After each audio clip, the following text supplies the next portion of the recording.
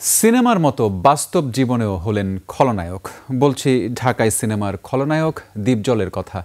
চলচ্চিত্র অভিনেতা খলনায়ক দীপজলের বিরুদ্ধে অ্যাসিড নিক্ষেপ ও মারধরের মামলা করেছেন দীপজলের ভক্ত এক নারী গার্মেন্টস কর্মী। গাবতলী গরুর হাটে দীপজলের সাথে দেখা করতে চাইলে দীপজল ক্ষুব্ধ হয়ে তার সহকারীকে দিয়ে এ ঘটনা ঘটান বলে অভিযোগ। তদন্ত করে সিআইডিকে প্রতিবেদন দেওয়ার নির্দেশ দিয়েছে আদালত। আরিফুল ইসলামকে সঙ্গে নিয়ে দীপু শিকদারের রিপোর্ট। শিয়া বাটার ও ভিটামিন ই সমৃদ্ধ লিলি হালাল বিউটি সোপ, তারুণ্যময় উজ্জ্বল ত্বকের জন্য। তুমি জানো না, আমি ইচ্ছা করলে তোমার চুলকানির মলম লাগাই দিবার পারি। ঢাকায় চলচ্চিত্রের খলনায়ক হিসেবে ব্যাপক জনপ্রিয় গাবতলী এলাকার সাবেক ওয়ার্ড কমিশনার মনোয়ার হোসেন দীপজল।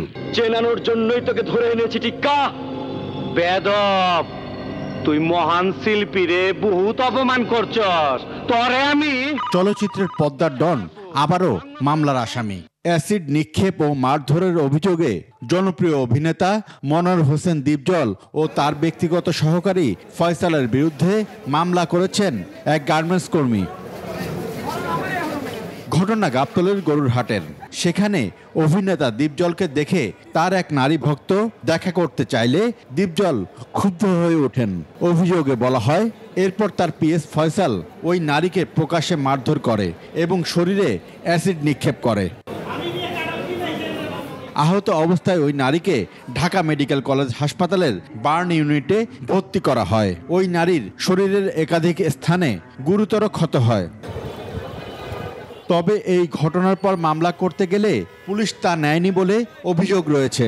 শেষমেশ আদালতের দ্বারস্থ হয়ে মামলা করেন ওই ভুক্তভোগী। 10-15 জন লোক নিয়ে আসলো, নিয়ে আসার পরে আমার হাত পা বাঁধলো, বাঁধার পরে যেরকম মার সেরকম খুশি, যেরকম খুশি আমার তল পেটও লাঠি দিছে, আমার সিলি ভাইটি আছে, এরপরে লাঠি দিয়ে আইরা পরে ফয়সালা কইতাছে অনেক একটা গেলান আছে ছোট, এই গেলানটা নিয়ে আয় ওর জন্মের একটা শিক্ষা দিয়ে দে।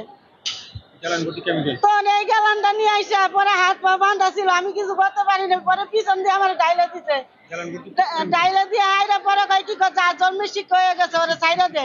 আদালত মামলাটি গ্রহণ করে তদন্তের দায়িত্ব দিয়েছেন সিআইডিকে। নিরপেক্ষ তদন্ত শেষে প্রতিবেদন দাখিলের নির্দেশ দিয়েছেন বিচারক। এই নারী আপনার সংশ্লিষ্ট যে থানা, সেই থানাতে এই বিষয়ে অভিযোগ দেওয়ার জন্য যায়। মনোয়ার হোসেন দীপজল ওই অঞ্চলে এতটাই বেশি প্রভাবশালী যে কিনা থানাটা তার এখনো তার থানা পুলিশ কোর্ট এবং ওসি তার কন্ট্রোলে। যে ভিকটিম আজকে আদালতে হাজির হয়েছে, আমরা চাই ন্যায় বিচারের পথ সুদৃঢ় হোক। এমন বিতর্কিত কর্মকাণ্ডের কারণে আবারও আলোচিত সমালোচিত বড় পর্দার এই খল অভিনেতা।